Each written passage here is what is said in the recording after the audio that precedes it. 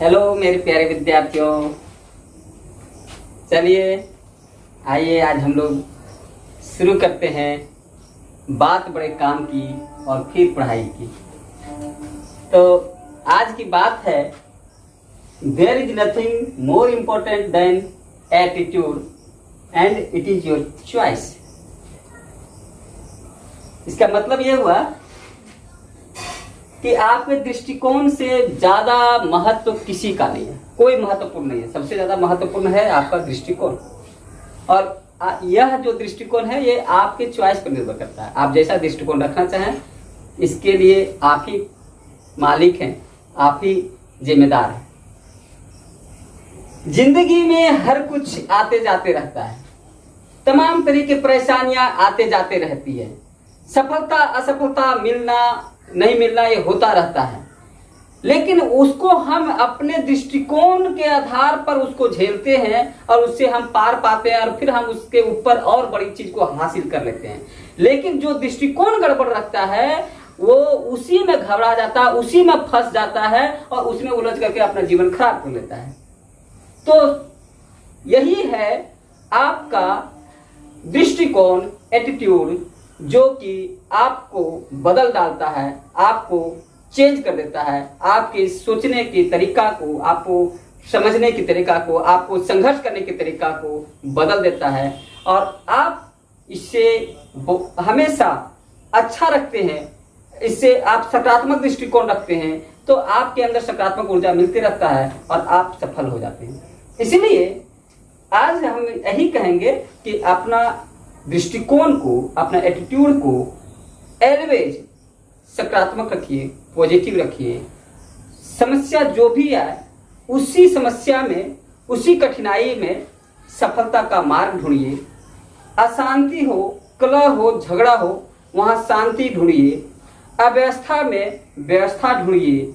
और ये हम अपना दृष्टिकोण से ही कर सकते हैं। तो दृष्टिकोण सुधारिए, जीवन पूरा सुधर जाएगा। चलते हैं आज हम फिर अपना टॉपिक पर आते हैं। आज का टॉपिक है मेरा रसायन शास्त्र का एक महत्वपूर्ण टॉपिक, अणु या मॉलिक्यूल। अणु क्या है? तो अणु परमाणुओं से मिलकर बना होता है, परमाणुओं से मिलकर बना होता है, मिलकर बना होता है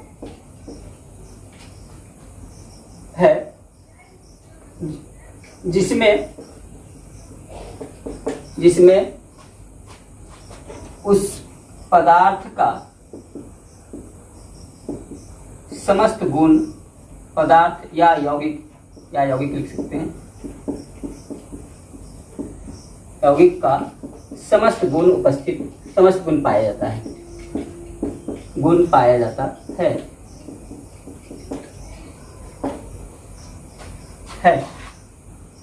फिर लिखेंगे यह स्वतंत्र अवस्था में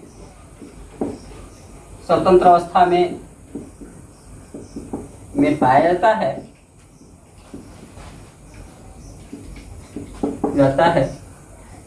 तथा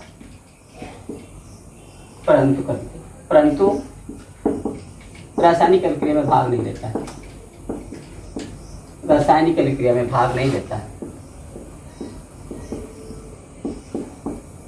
में भाग नहीं लेता है। चलिए ये बात हम अणु के एक शॉर्ट में हम बता रहे हैं कि अणु विषय इतना अगर समझ जाए तो इसी बात में। अणु परमाणुओं से मिलकर बना होता है, परमाणु ही मिलेंगे, आपस में रासायनिक बंधन करेंगे और रासायनिक बंधन करने के बाद अणु बनाएंगे। बहुत कॉमन बात है, जैसे हाइड्रोजन और हाइड्रोजन, दो हाइड्रोजन मिल गए तो H मिलकर के H2 बना दी। ठीक है, तो परमाणु से मिलकर बना होता है जिसमें उस पदार्थ या यौगिक का, जो भी पदार्थ बनेगा या यौगिक बनेगा उसका सारा गुण उसमें पाया जाता है। किसी भी अणु में उस यौगिक का समस्त गुण रहता है। यह स्वतंत्र अवस्था में रहता है। हमेशा अभी हम पढ़े थे परमाणु जो स्वतंत्र अवस्था में नहीं रहता है, यह कभी कभी रह सकता है, लेकिन उसमें ज्यादातर अवस्था में जो परमाणु स्वतंत्र अवस्था में बहुत कम पाए जाते हैं। अधिकांशतः वो किसी न किसी यौगिक के रूप में पाए जाते हैं। तो परमाणु स्वतंत्र अवस्था में नहीं रहते हैं, लेकिन यह स्वतंत्र अवस्था में पाया जाता है। अणु स्वतंत्र अवस्था में रहता है और लेकिन इसका एक समस्या यह है कि ये परंतु रासायनिक अभिक्रिया में भाग नहीं लेता है, जबकि परमाणु रासायनिक अभिक्रिया में भाग लेता है। जब इसको रासायनिक अभिक्रिया करना रहता है अणु को, तो ये परमाणु में टूटता है और फिर भाग लेता है। ठीक है, ये इसकी परिभाषा समझ लीजिए। ये छोटी सी इसकी जो विशेषता है, ये विशेषता होगी। अब अणु जो होता है, इसके विषय में थोड़ा कुछ इसका और विशेषता हम जाने, लेकिन एक देखिए, अणु को कहा गया है ये यौगिक बनाने का सबसे छोटा भाग होता है, पदार्थ का सबसे, जैसे जब तक अणु जो होता है वो यौगिक का सबसे छोटा भाग होता है, इसलिए इसको यौगिक की इकाई भी कहते हैं। इसको यौगिक का इकाई कहता है, यौगिक का इकाई, यौगिक का इकाई अणु होता है, अणु होता है। अब हम लोग इसके आगे बढ़े, इसकी विशेषता पर, अणु की विशेषता।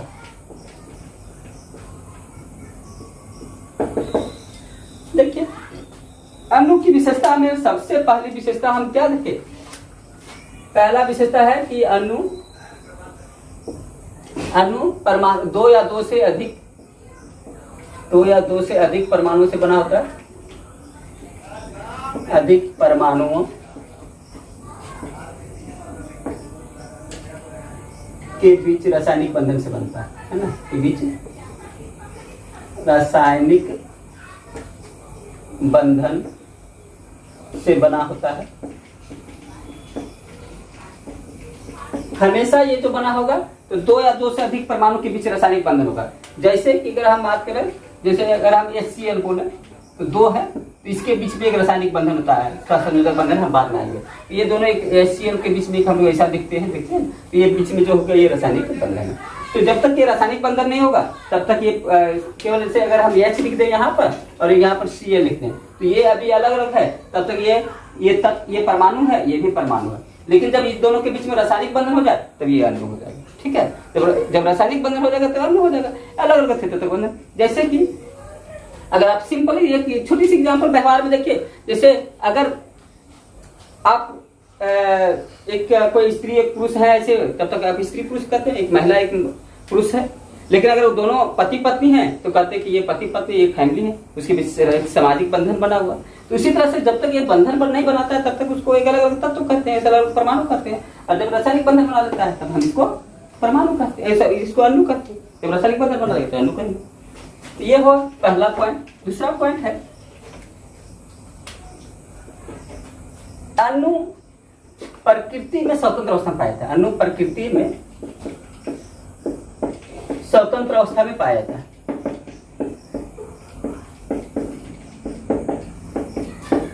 जाता है।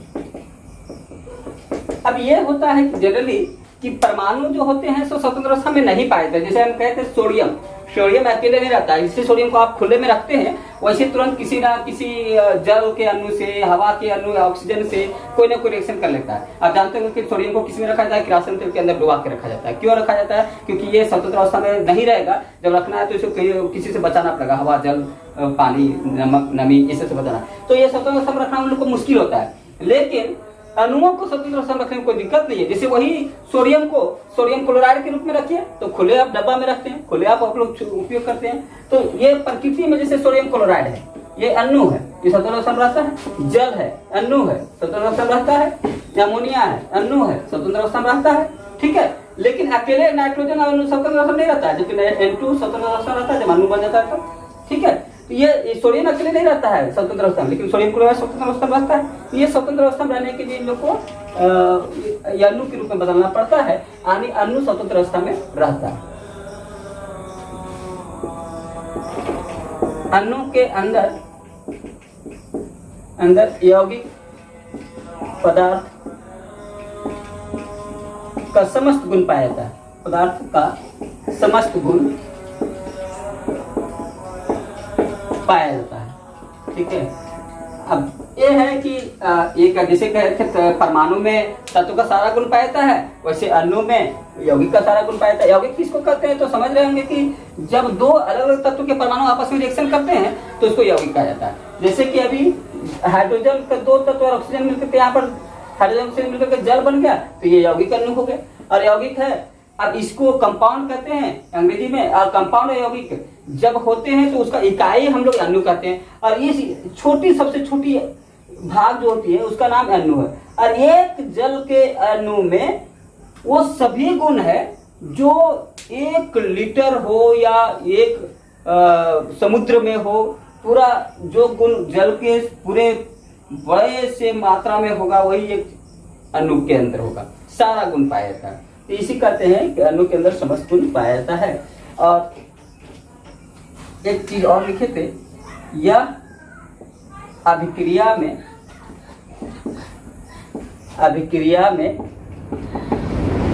परमाणु के रूप में टूट कर भाग लेता है। यह अभिक्रिया में प्रत्यक्ष भाग नहीं लेता है, मतलब सीधा भाग नहीं लेगा, प्रत्यक्ष भाग नहीं लेता है।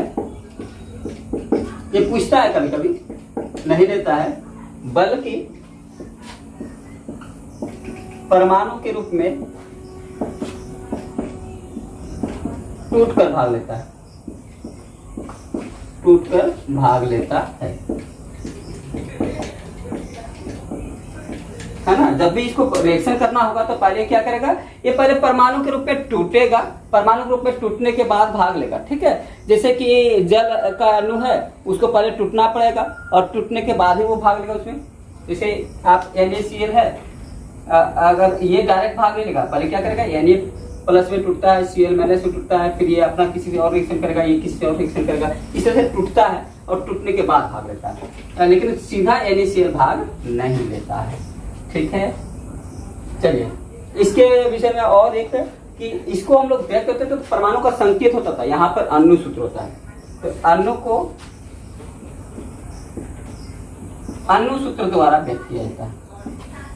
अणु सूत्र या आणविक सूत्र, मोलिकुलर फार्मूला जिसको कहते हैं, अणु सूत्र द्वारा व्यक्त किया जाता है, ठीक है।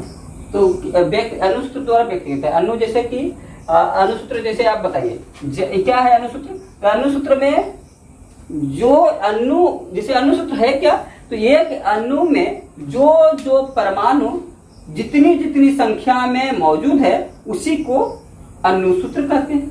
अणु सूत्र में क्या होता है, अणु सूत्र, तो अणु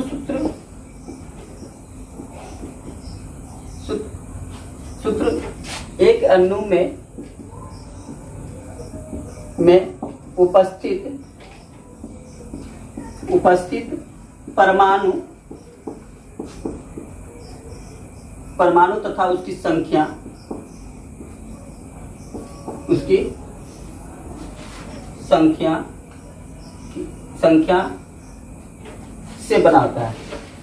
से बना होता है। जैसे एक अणु सूत्र कैसे बनता है, अणु सूत्र एक अणु में उपस्थित परमाणु तथा उसकी संख्या से बनाता है। जैसे देखिए एक सिंपल बात है, जैसे हम जल लेते हैं, तो जल में आप क्या है, H2O, तो यहाँ पर 2 हाइड्रोजन 1 ऑक्सीजन, तो यहाँ पर हाइड्रोजन का 2 लिख दिए, हाइड्रोजन का 2 लिख दिए, ऑक्सीजन का 1 लिख दिए। अब जैसे NH3, तो नाइट्रोजन 1 है, हाइड्रोजन 3 है, तो ये इसको लिख दिए, तो ये इसका सूत्र हो गया। इसी तरह से हम कहते हैं नमक, तो सोडियम 1 है, क्लोरीन 1 है, तो इसका एक सोडियम 1 क्लोरीन, तो यहाँ पर अपने आप पता चल रहा है। इस तरह से आप जैसे अगर हम कहें कैल्शियम कार्बोनेट चूना, ये तो ये संगमरमर, तो देखिए 3 ऑक्सीजन 1 कार्बन 1 कैल्शियम। तो इस तरह से इसका सूत्र लिखने का तरीका ये होता है कि जो परमाणु है, जो तत्व है उसके संकेत, जो तत्व है उसके संकेत और उसे कितने परमाणु उसको लिख दिया जाता है, ठीक है। और ये परमाणु के विशेषता हो गए, अणु की विशेषता हो गए।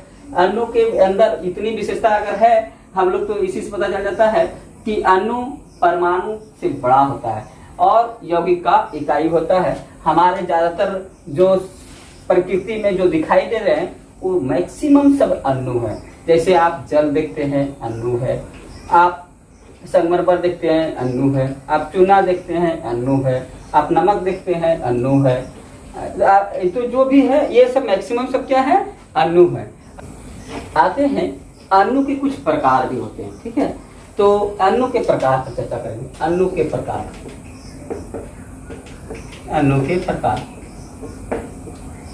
अणु 2 प्रकार के होता है मेनली, जो हम लोग नॉर्मल वे में देखते हैं। इसके 2 प्रकार होते हैं। कितने प्रकार हैं, 2 प्रकार, बहुत आसान।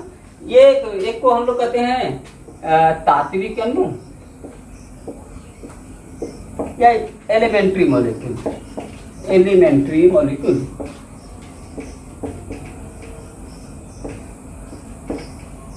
मॉलिक्यूल, और दूसरा को कहते हैं कंपाउंड मॉलिक्यूल, दूसरा को कहते हैं यौगिक मॉलिक्यूल, यौगिक अणु या कंपाउंड मॉलिक्यूल, मॉलिक्यूल। तो पहले तात्विक अणु की बात करते हैं, फिर कंपाउंड मॉलिक्यूल पर बात करते हैं, ठीक है। तो आइए पहले हम देखते हैं तात्विक अणु क्या है। तात्विक अणु बिल्कुल नाम से स्पष्ट है, एलिमेंट का मॉलिक्यूल या तत्व का मॉलिक्यूल। मतलब जब केवल एक ही तरह के तत्व के, एक ही तत्व के परमाणु या एक ही तरह के तत्व के परमाणु से कोई अणु बनता है तो उसका नाम होता है तात्विक अणु। अर्थात इसका है एक ही तरह के तत्व के परमाणु से बने अणु, इसका मतलब ये हुआ, ठीक है। इसका परिभाषा है एक ही तरह के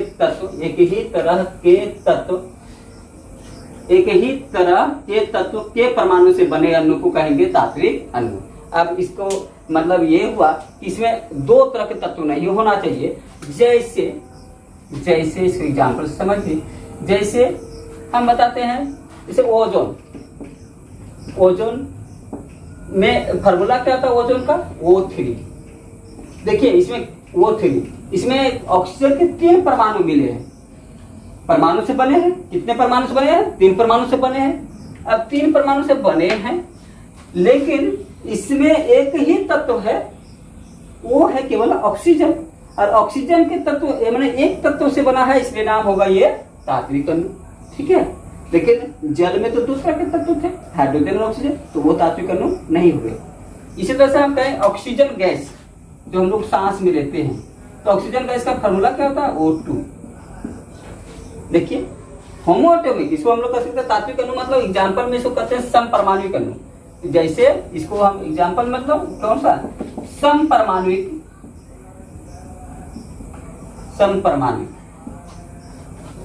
अणु जितने होंगे, समपरमाणुक या होमोएटॉमिक, माने एक ही तरह के एटम रहेंगे, इसमें दूसरे तरह का नहीं रहेंगे। एग्जाम्पल सब जैसे समपरमाणुक अणु सब एग्जाम्पल में हो जाएंगे। जैसे O2 हो गया, N2 हो गया, H2 हो गया, Cl2 हो गया, ठीक है। अब इसमें जैसे आपका हीरा में होता है ना, डायमंड में, हीरा में 4 कार्बन मिलकर फिर कार्बन मिले होते हैं। ग्रेफाइट में होता है, ग्रेफाइट में भी कार्बन मिले होते हैं, 3 कार्बन जुड़ करके एक हेक्सा लेयर बनाते हैं, उसमें ये टेट्रागोनल बनाता है। तो इस तरह से अलग एक ही तरह के। अब ऐसा देख सकते हैं ओजोन हो गया, ये इस तरह का जो ये समपरमाणुक अणु, मतलब एक ही तरह के परमाणु जिसमें रहेंगे, है ना, उसको हम लोग कहेंगे तात्विक अणु, ठीक है। और अगर अलग अलग तरह के तत्व हुए तब नाम होगा कंपाउंड मॉलिक्यूल, या उसको कहेंगे यौगिक अणु। जैसे दूसरा है यौगिक अणु, कंपाउंड मॉलिक्यूल।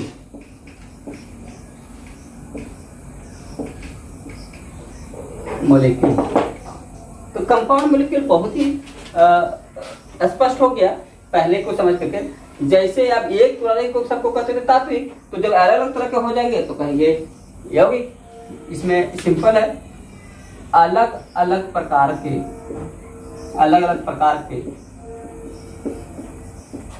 तत्व के परमाणु से बना अणु, ठीक है। अलग अलग प्रकार के तत्व के परमाणु से बना अणु, जैसे 2, 3, 4, 5 प्रकार के तत्व बने हैं, 2, 3, 4, 5 प्रकार के तत्व के परमाणु से बना है, तब इसको हम लोग कहेंगे यौगिक अणु। जैसे एग्जाम्पल में जैसे देखिए HCl हाइड्रोजन क्लोराइड, HCl इसको हाइड्रोजन क्लोराइड हाइड्रोक्लोरिक अम्ल भी कहते हैं। जैसे हम कहें जल क्या है, यौगिक है कि तात्विक है? तो यौगिक तो है, यौगिक मतलब यौगिक अणु से जो बनेगा उसको यौगिक कहेंगे। ऐसे पदार्थ को एक चीज और यहाँ पर लिखते, एक चीज और लिखिए, यौगिक अणु से यौगिक अणु से बने पदार्थ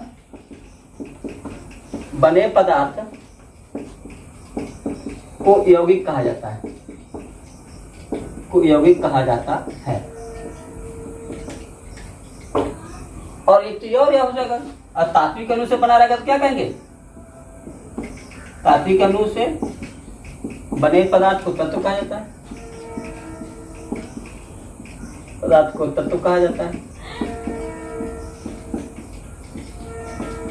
तो तत्व और यौगिक समझ लीजिए। जैसे अगर हम कहें कि एल्युमिनियम क्या है, तो तत्व है कि यौगिक है? क्योंकि एल्युमिनियम में केवल एल्युमिनियम लिखे हैं, कि एक ही प्रकार का परमाणु है, ठीक है, तो ये तत्व हो गया, ठीक है। हम कहें अभी फास्फोरस क्या है, P4 लिखते हैं जनरली, सल्फर क्या है, S8 लिखते हैं, तो ये सब क्या है? ये आपका S8 सल्फर के 8 परमाणु मिल करके एक सल्फर गंधक बनाया, लेकिन एक ही प्रकार के परमाणु है, एक ही प्रकार के तत्व है, इसलिए ये तात्विक अणु हुए, और तात्विक अणु से बना था तत्व कहलाता है, ये तत्व हुआ, ठीक है।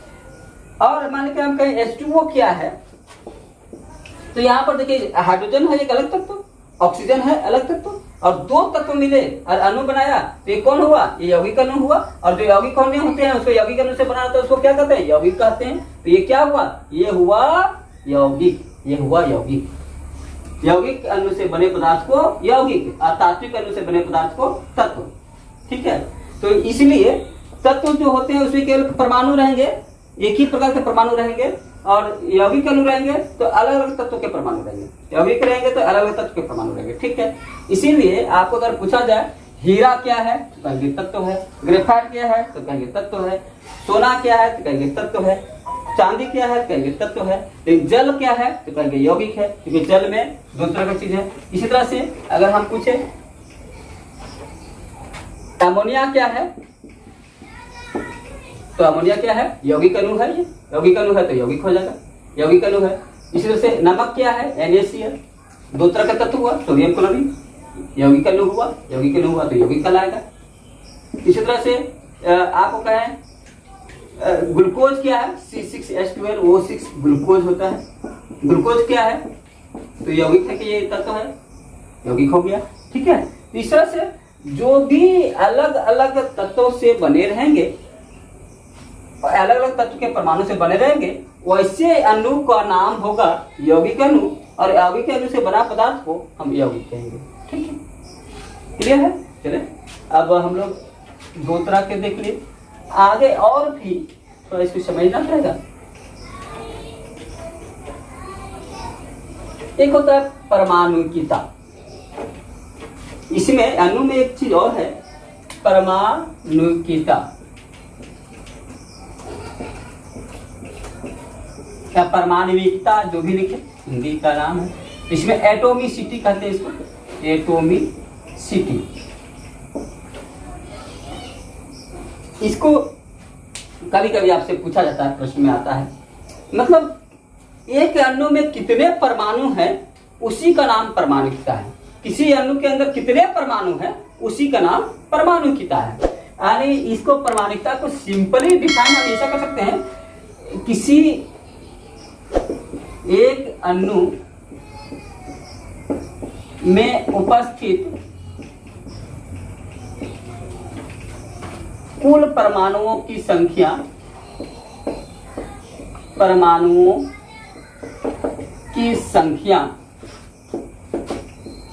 को परमाणुकिता कहा जाता है, को परमाणुकिता कहा जाता है,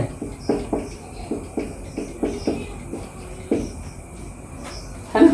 तो ये किसी एक अणु में उपस्थित कुल परमाणुओं की संख्या को परमाणुकिता कहा जाता है। बस ये ध्यान रखना है कि जैसे अगर सिंपली इसका एग्जांपल ले लेते हैं,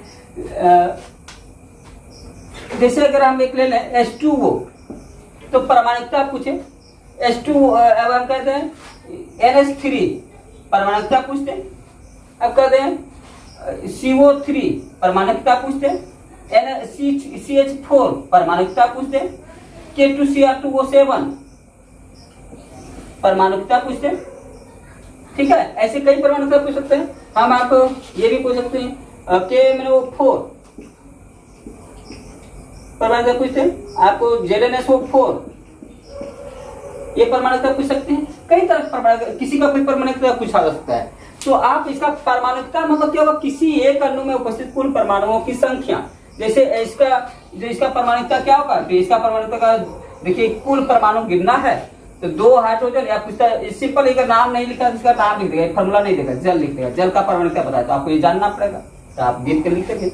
फिर परमाणुता इसका कितना होगा, 2 और 1 3 तो बराबर 3 में 2 हाइड्रोजन का 1 ऑक्सीजन का। इसका परमाणुता कितना होगा, 3 और 1 4, जितना परमाणु है वही परमाणुता। इसमें 3 1 4 यही परमाणुता, इसमें 4 1 5 यही परमाणुता, 5 परमाणुता 5 हो गया। इसका परमाणुता कितना देगा, तो K2 2 K2 Cr2 2 2 4 और वो 7 7 7 2 9 2 11 परमाणुता हो गया 11, परमाणुता हो गया 11। K4 4 1 5 Mn में मैंगनीज 1 है, ये अलग नहीं गिनना, 4 1 5 1 6 यानी 6 परमाणुता। 4 Zn जस्ता 1, गंधक सल्फर 1 1 1 2 और 4 2 6 यहाँ भी 6 है। इस तरह से परमाणुता कुछ भी हो सकता है, परमाणुता एक भी हो सकता है। जैसे आपको पूछता है, जैसे हीलियम तो अकेले रहता है, इसका परमाणुता कितना है, अकेले रहता है, स्वतंत्र अवस्था में, जो स्वतंत्र अवस्था में वो अणु के रूप में व्यवहार करता है, तो इसका परमाणुता 1 हुआ। आपको सोना अकेले रहता है, इसका परमाणुता कितना है, 1 हुआ। ठीक है, तो किसी का परमाणुता 1 भी हो सकता है, किसी का परमाणुता 8 भी हो सकता है, 11 भी हो सकता है, कुछ भी हो सकता है। जितना बड़ा अणु हो सकता है उतना उसी संख्या में, जितने अणु के एक अणु में जितने परमाणु हुए सब मिला के गिन देंगे, वही मेरा परमाणुता हो जाएगा। ठीक है, अब इस परमाणुता के आधार पर भी अणु को अलग अलग भाग में बांट दिया गया है।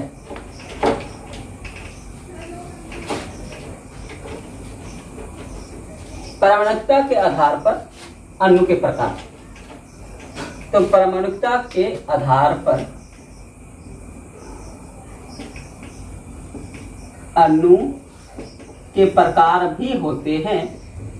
अब कितने प्रकार के हैं, तो इसके जितने अणु हैं परमाणुता है उसी आधार पर कहा गया है। जैसे एक परमाणुता है तो उसको कहते हैं मोनोएटॉमिक, 2 परमाणुता कहते हैं डायटॉमिक, 3 परमाणुता कहते हैं ट्राइएटॉमिक, 4 परमाणुता कहते हैं टेट्राएटॉमिक, 5 से अधिक हो जाता है तो हम लोग कहते हैं पॉलीएटॉमिक, 4 से अधिक हो जाता है 5 6 7 8 तो हम लोग कहते हैं पॉलीएटॉमिक या बहुपरमाणु। तो हिंदी में भी इसको इसी तरह से नाम दिया जाता है। तो प्रकार में देखिए इसका बहुत सा प्रकार है, 5 प्रकार हम लोग जानते हैं। तो पहला है एकल परमाणुविक अणु, इसका हिंदी नाम है एकल परमाणुविक अणु। इसको हम अंग्रेजी में जनरली इसको मोनोएटॉमिक के नाम से जानते हैं, हिंदी में इसको एकल परमाणुविक, एकल मोनोएटॉमिक मॉलिक्यूल करेंगे, मोनोएटॉमिक मॉलिक्यूल। ठीक है, मोनोएटॉमिक का मतलब क्या हुआ भाई, कि जिसमें एक परमाणु वाले, कितने वाला, एक परमाणु वाले अणु, एक परमाणु वाले अणु। भाई ये तो बड़ा गड़बड़ बात है। अभी तो हम कहे थे कि अणु बनते हैं किससे, 2 4 5 6 ऐसे परमाणु मिलेंगे तब उसको हम लोग अणु कहेंगे, 2 या 2 से अधिक परमाणु मिलेंगे तब हम अणु कहेंगे। ये भाई आप एक विशेषता को नहीं पकड़िए। अणु का मतलब होता है जो प्रकृति में स्वतंत्र अवस्था में रहे और जो स्वतंत्र अवस्था में जिसको उपयोग में लाया जा सके, जिसको स्वतंत्र अवस्था हम लोग देखते हैं, वो सब जो अकेले अगर एक परमाणु अणु की तरह व्यवहार करता है तो उस परमाणु को भी हम कहेंगे अणु है, अकेले है ना। तो बहुत ऐसे हैं जो कि कुछ अकेले भी परमाणु ही अणु की तरह व्यवहार करते हैं, अकेले परमाणु ही अणु की तरह व्यवहार करते हैं। ऐसे परमाणु को कहते हैं एकल परमाणु अणु। जैसे आप अक्रिय गैस को देखिए, अक्रिय गैस में जो हीलियम गैस है, जैसे हीलियम गैस होता है, हीलियम गैस अकेले रहता है और किसी से कभी भी यौगिक नहीं बनाता और अकेले स्वतंत्र रहता है। तो हीलियम जो गैस होता है ये स्वतंत्र रूप में रहता है, अब इसको अणु बनाने की जरूरत ही नहीं है। तो क्या ये अणु नहीं कहलाएगा? अणु के सारे गुण रखते हैं, अणु की तरह सारा व्यवहार करता है, ये हीलियम हुआ। इसी तरह से जो अकेले रहते हैं जितने भी मोनोएटॉमिक हो गए, जैसे हीलियम हो गया, इसी तरह से आर्गन हो गया, इसी तरह से नियोन हो गया, है ना, ये सब है, क्रिप्टॉन हो गया और कुछ सोना चांदी भी है। जैसे देखिए ये सब आर्गन कैसे, सोना हो गया, सोना देखिए ये भी किसी से यौगिक नहीं बनाता है, ये यू मोनोएटॉमिक होता है, एकल परमाणु अणु होते नहीं, अकेले रहता है, इसको रिएक्शन करने की जरूरत नहीं। चांदी भी होता है, ये जी, तांबा भी होता है, ठीक है, तांबा Cu। तो ये सब कुछ जो है प्लेटिनम है, ये सब जो है प्लेटिनम है Pt। तो ये सब कुछ है जो कि अकेले रहते हैं और ये सब एकल परमाणु के अणु के रूप में काम करते हैं। अकेले परमाणु अणु के रूप में काम करते हैं, ऐसे को कहते हैं एकल परमाणु अणु। ठीक है, अब हम लोग दूसरा बात करते हैं। ये दूसरा होगा, जब दो परमाणु वाले होंगे तो उसका नाम होगा द्विपरमाणुक अणु। अब ऐसे भी एग्जाम्पल बहुत हैं, जैसे पहले लिख लें द्विपरमाणुक अणु, द्विपरमाणुक अणु, इसको अंग्रेजी में डायटोमिक कहेंगे, डायटोमिक मॉलिक्यूल। अब डायटोमिक मॉलिक्यूल के लिए दो परमाणु होना चाहिए, तो एग्जाम्पल इसको अब से बताने की जरूरत नहीं है। द्विपरमाणुक अणु मतलब दो परमाणु वाले अणु, तो कोई एग्जाम्पल लिख देते केवल। अब इसमें जितना भी दो परमाणु वाले हैं, जैसे H2, N2, O2, Cl2, ये सब गैस है, लेकिन दो दो परमाणु रहते हैं। इसके बाद जैसे और भी है CO gas, carbon monoxide gas, ठीक है, HCl, ठीक है, ये इस तरह से NaCl नमक, इसमें दो ही परमाणु, देखिए एक दो एक दो एक दो दो दो दो दो परमाणु वाले हैं, सब द्विपरमाणुक अणु। ठीक है, समझ में आ गया। तीसरा त्रिपरमाणुक अणु भी होता है, मतलब तीन परमाणु वाले, तीन परमाणुक अणु। तो त्रिपरमाणुक अणु जो है इसको कहते हैं ट्राई एटॉमिक मॉलिक्यूल। ये बहुत ही नाम से ही स्पष्ट होता है, पढ़ने के साथ ही समझ में आ जाएगा। तो त्रिपरमाणुक अणु ट्राई एटॉमिक मॉलिक्यूल में आप देखिए, इसका तीन वाले जितने होंगे उसको कहेंगे त्रिपरमाणु। तीन परमाणु वाले होना चाहिए। एग्जाम्पल में देख लीजिए, जैसे आपका H2O हुआ, दो और एक, तीन है, जल जो है। आप CO2 गैस है, कार्बन डाइऑक्साइड गैस है, दो और एक, तीन हुआ। ठीक है, आपका H2S गैस है, हाइड्रोजन सल्फाइड गैस, दो और एक, तीन हुआ, है ना। ऐसे बहुत से एग्जाम्पल आपको मिल जाएंगे जो कि एक तीन वाले। तो आपको चॉइस मेरे जैसा है, आप परीक्षा में संख्या गिनिए और देखिए मेरा क्या पूछ रहा है। त्रिपरमाणुक वाला है तो तीन वाला जिसका होगा उसका चॉइस लगा दीजिए। ऐसे आपके पास एक हो सकता है चतुर्परमाणुक अणु, चतुर्परमाणुक अणु। चतुर्परमाणुक अणु को अंग्रेजी में टेट्रा कहा जाता है, टेट्रा एटॉमिक मॉलिक्यूल। टेट्रा नाम है, मतलब चार वाले, तो ये चार परमाणु होना चाहिए, चार परमाणु से बना है तो नाम होगा चतुर्परमाणुक। एग्जाम्पल में इसको देख लीजिए, जैसे NH3 अमोनिया है, इसमें तीन और एक, चार। ठीक है, आपके पास H2O2 हाइड्रोजन पेरोक्साइड है, दो और दो, चार है। C2H2 एसिटिलेट गैस है, दो और दो, चार है। ठीक है, ऐसे आपको कुछ मतलब CO3 अगर रखा जाए कार्बोनेट वाला तो ये भी चार है। इस तरह से ETC कर दीजिए, बहुत सारे हम सकते हैं। ठीक है, ऐसे आपके पास जो भी चार वाले मिलेंगे उसको हम लोग कहेंगे चतुर्परमाणु। और एक हम लिखते हैं पांचवा बहुपरमाणु। जब चार से ज्यादा हो जाता है तो उसको हम लोग सिंपली एक नाम बहुपरमाणुक अणु कहते हैं, क्या पॉली एटॉमिक मॉलिक्यूल, बहुपरमाणुक अणु या poly atomic molecule, poly atomic molecule.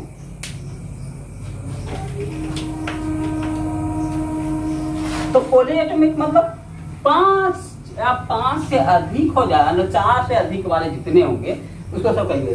जैसे इसमें क्या होना चाहिए, कम से कम 5 परमाणु या इससे अधिक, या इससे अधिक वाले अणु, अधिक वाले अणु।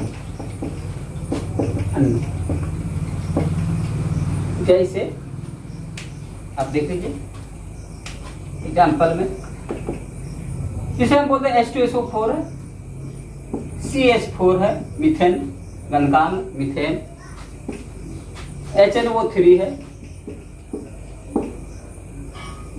अब KMnO4 है पोटेशियम परमैंगनेट,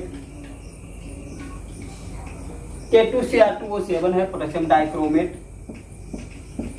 ठीक है, तो ये सल्फ्यूरिक अम्ल H2SO4, ये मीथेन CH4, ये HNO3 नाइट्रिक अम्ल, KMnO4 potassium permanganate, K2Cr2O7 potassium dichromate. ये सभी जो है सभी बहुपरमाणुक है, क्योंकि सबका 5 या 5 से अधिक है। जैसे देखिए 4 1 5 2 7, हाँ परमाणुकता पूछेंगे कहेंगे 7, लेकिन कहेगा किस प्रकार का अणु है तो कहेंगे बहुपरमाणुक अणु। परमाणुकता 7 है, 4 1 5 2 7, इसका परमाणुकता 4 और 1 5 है, लेकिन है बहुपरमाणुक अणु। 5 हो गया तो बहुपरमाणुक हो गया, 3 1 4 1 5 तो ये बहुपरमाणुक अणु हो गया, 4 1 5 1 6 तो 6 हो गया बहुपरमाणुक अणु हो गया। K2Cr2O7 2 2 4 और 7 11 बहुपरमाणुक अणु हो गया। इस तरह से मतलब 5 या 5 से अधिक हो जाए तो उसको हम लोग बहुपरमाणुक अणु कहते हैं, और इसके बाद जो भी हो जाए सब बहुपरमाणुक अणु में चले आएंगे। ठीक है, इस तरह से अणु को 2 भाग में हम लोग बांटते हैं, 2 प्रकार से बांटते हैं। पहला तो हम लोग बांटे तात्विक अणु और यौगिक अणु, और बाद में बोलते हैं परमाणु का प्रयोग परमाणु, द्विपरमाणु, त्रिपरमाणु, चतुर्परमाणु और बहुपरमाणु। अब आपको कभी कभी अणुभार ज्ञात करने के लिए पूछा बोलता है, तो अणुभार ज्ञात करना आप सीख लेते हैं। अणुभार ज्ञात करना,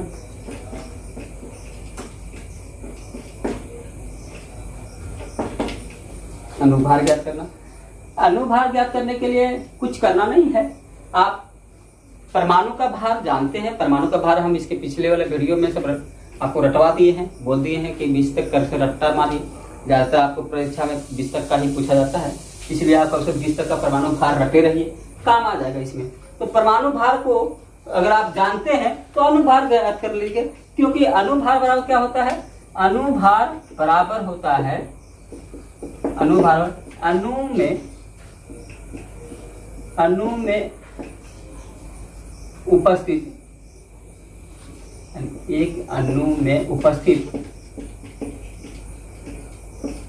कुल परमाणु का भार, ठीक है। जैसे अणुभार क्या है, एक अणु में उपस्थित कुल परमाणु का भार। ठीक है, अब एक अणु में उपस्थित कुल परमाणु का भार, जैसे कि अगर एग्जाम्पल हम समझते हैं, इसको कैसे क्या करेंगे कि जो भी इसके अणु के अंदर परमाणुओं का भार है उसका योगफल, तो ये मतलब अणुभार बराबर हो, इसको हम कह सकते हैं अणु में उपस्थित परमाणुओं के भार का योगफल। अणु में उपस्थित परमाणुओं के परमाणु भार का योगफल, परमाणु भार का योगफल एक ही बात है, ऊपर वाला और नीचे वाला। ठीक है, अणु में उपस्थित परमाणुओं के परमाणु भार का योगफल। एग्जाम्पल समझिए, जैसे हम कहें H2O का परमाणु अनुभार क्या है, H2O का अनुभार, तो आप आसान से क्या करेंगे, इसमें कौन कौन परमाणु है, हाइड्रोजन है और ऑक्सीजन है। हाइड्रोजन के कितने परमाणु है, 2। ऑक्सीजन का कितना परमाणु है, 1। तो हाइड्रोजन का परमाणु भार आप जानते हैं, तो यहाँ पर जानना पड़ेगा हाइड्रोजन का परमाणु भार जानिए बराबर 1। ऑक्सीजन का परमाणु भार बराबर कितना होता है, 16। ठीक है, ये जानना पड़ेगा आपको। ये अगर आप जानते हैं तो लिख लीजिए। हाइड्रोजन का कितना है, 1, और कै ठो हाइड्रोजन है तो 2, तो 1 गुने 2 प्लस ऑक्सीजन कै ठो है 1, और इसका परमाणु भार कितना है, ऑक्सीजन का परमाणु भार 16 होता है, तो 16, तो ये परमाणु भार करेंगे, यानी इसको हम अणुभार बराबर करेंगे। अणुभार करते हैं 1 गुने 2, 1 हाइड्रोजन के लिए 1 और 2 हाइड्रोजन से इसे 2 गुना कर दिए। ऑक्सीजन का 16, अब ये मेरा 2 + 16 = 18, और इसको ये AMU कहते हैं। जानते हैं एटॉमिक मास यूनिट हम कल भी बताए थे, पिछले वीडियो में बताए थे आपको कि 18 AMU जो हुआ ये एटॉमिक मास यूनिट का इकाई होता है, परमाणु द्रव्यमान इकाई है, जो कि एक कार्बन के 12वें भाग के बराबर होता है। ये भी उसको हम लोग बाद में परमाणु द्रव्यमान इकाई के रूप में लिखा देंगे। चलिए अब हम देखते हैं, लेकिन इसको बहुत आसानी से अब आप किसी का परमाणु भार निकाल, किसी का अनुभार निकाल सकते हैं। अब जैसे हम और का 2-4 निकाल के देख लेते हैं। चलिए जैसे हम निकालते हैं C6H12O6, इसका परमाणु भार पूछा जाए तो आप क्या करेंगे? तो चलिए जैसे इसके अंदर समीकरण अनुभार पूछते हैं तो कार्बन का 6 है, कार्बन का होता है 12, एक कार्बन का कितना होता है 12, हाइड्रोजन कितना होता है 1, ऑक्सीजन का कितना होता है 16। ये आपको रट्टा मारना है और इसके बाद इसको गुना कर देना है। 12 कार्बन का हुआ तो कैट कार्बन है 6, तो 12 गुने 6 प्लस हाइड्रोजन का कैट हुआ है 12, तो 1 गुने 12 ऑक्सीजन प्लस ऑक्सीजन का कितना होता है 16, 16 गुने ऑक्सीजन का 16 है ना, 16 गुने 6 इसको कर दीजिए बराबर 12×6 72 प्लस 12 प्लस 16×6 96, ये हो गया। आप इसको जोड़ दीजिए वही हो जाएगा। तो 6 2 8 2 10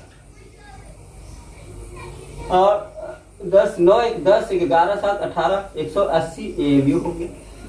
ठीक है, ऐसा बोलेंगे है ना, ऐसा किसी पे आप निकाल सकते हैं। ठीक है, मीथेन का पूछते हैं, मीथेन का परमाणु भार क्या होता है? तो मीथेन का परमाणु भार क्या होता है? तो परमाणु भार ज्ञात करिए।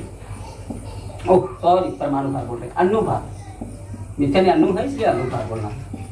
अनुभार बराबर क्या होगा? तो मीथेन का सूत्र होता है CH4, इसलिए C का होता है 12 और प्लस हाइड्रोजन का 1 गुने 4 बराबर 12 प्लस 4 बराबर 16।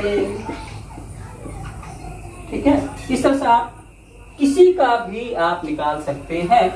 जैसे NaCl का पूछते हैं, सोडियम का कितना होता है 23 प्लस क्लोरीन का कितना होता है 35.5, कितना हो गया भाई 0.5, 5 3 8 और 3 2 5 58.5 3 2। ठीक है, ये हो जाएगा सोडियम क्लोराइड का। इस तरह से आप किसी का भी निकाल लो। ठीक है, चाहे कितना भी बड़ा हो, तो आपको क्या करना पड़ेगा? उसके लिए आपको परमाणु भार जानना चाहिए, उसको जोड़ दीजिए, आपका अनुभार निकल जाएगा। ठीक है, ये आपको करना है।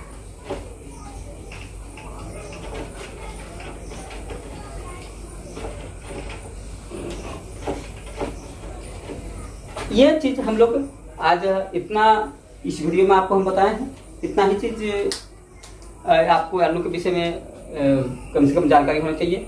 इसके बाद हम लोग अणु के विषय में और अणु सूत्र लिखना या फिर इसके रासायनिक बंधन से जुड़ा हुआ चीज़ एक अलग वीडियो में हम बताएंगे। आप इसमें जो कुछ महत्वपूर्ण है अणु के लिए वो सीख चुके हैं। आप इस पूरा वीडियो को देखिए कंप्लीट रूप से। देखने के बाद आपको फिर भी कुछ डाउट अगर आता है तो कमेंट बॉक्स में डालिए। जो भी समस्या रहेगी, जो भी प्रॉब्लम होती है, जो भी हिचकिचाहट होती है, जो भी आपकी कन्फ्यूजन रखते हैं, उसको कमेंट बॉक्स में डालिए। उसको हम आपको व्यक्तिगत रूप से उसको देखेंगे, जवाब देंगे और आपकी समस्या का समाधान करेंगे। आप पूरा वीडियो देखिए, इसके लिए आपको बहुत बहुत धन्यवाद।